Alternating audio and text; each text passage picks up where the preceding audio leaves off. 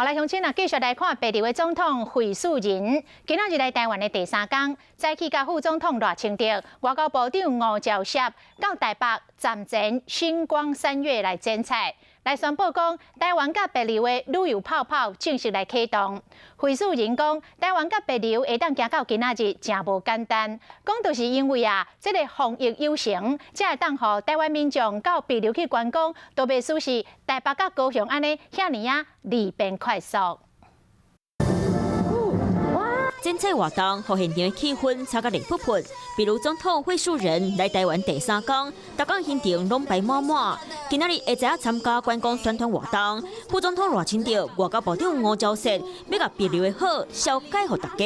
It's been a long journey to get to this day, but it is exciting that we are able to begin to open our borders to welcome visitors from the beautiful Republic of China, Taiwan.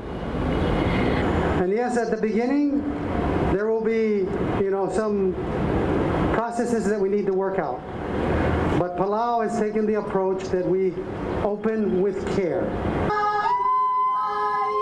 现场够唱，比如传统的衫，在台湾留学的比如学生用热情表演欢迎比如总统惠恕仁。剪彩煞了后，佮亲身去推广比如旅游。访问到中国想要阻挡咱两国的关系，副总统赖清德嘛来做回应。帛琉非常勇敢他拒绝了中国的威胁利诱，他选择同样是民主的国家台湾来共同合作。那帛琉本身也是一个非常漂亮的国家，那我非常期待这一次的旅游泡泡开始之后，有更多的台湾的民众到帛琉去旅游。比如总统惠恕仁4月初1地对要去帛琉佚佗的民众，坐甘榜的飞龙机回国。伊讲希望逐邦的飞龙机拢会当载满满，互大家看到帛琉的水。